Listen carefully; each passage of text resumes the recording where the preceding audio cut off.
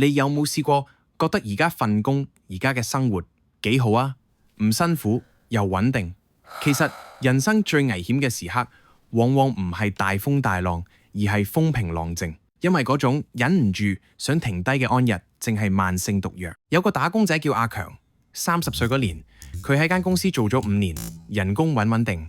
有一日，佢見到一份夢寐以求嘅 offer， 雖然挑戰大啲，但可以學到最尖端嘅技術。佢寫好咗求職信，但係嗰日公司啱啱加咗佢少少人工，茶水間啲零食又啱啱補咗貨。佢忍唔住諗，等多陣先啊！而家幾舒服啊，出面咁大競爭，何必攞苦嚟辛啊？於是佢撳咗 delete， 刪除咗嗰封求職信。之後10年，佢每日重複做同樣嘅嘢，冇再學過新技能。40歲嗰年，公司突然因為技術轉型而裁員。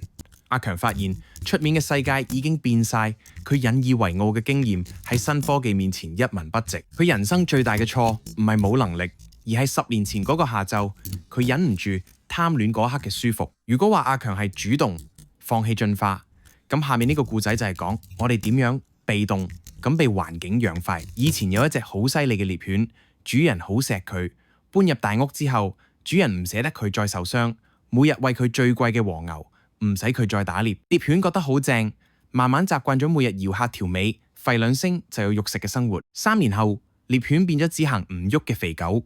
有一日，屋企火燭，主人帶佢走入森林避難。突然有一隻野兔經過，主人叫獵犬去捉。獵犬一跑，發現自己對腳軟晒，跑2步就抖晒氣。佢望住自己退化咗嘅爪，先驚覺主人嘅保護原來係最殘忍嘅廢物養成計劃。呢2個故仔話，我哋知成長最怕嘅唔係辛苦，而係舒服。阿強係自己揀咗舒服，獵犬係習慣咗舒服，兩者最後都失去咗面對危機嘅肌肉。真正嘅安全感唔係來自你環境有幾穩，而係來自你隨時離開依然有生存嘅能力。成長就係一場同自己安逸本能嘅對抗，別用你今日嘅安逸去賭你未來嘅退路。有時你需要主動去揾啲唔舒服嘅事嚟做，去保持你嗰對可以隨時跑起嚟嘅爪。今日辛苦啦，聽日我哋試下走出嗰個舒服嘅圈圈，揾翻嗰個有戰鬥力嘅自己。如果你都曾經因為太安樂而錯失機會，留言打醒覺，我哋一齊互相提醒，拒絕慢性退化。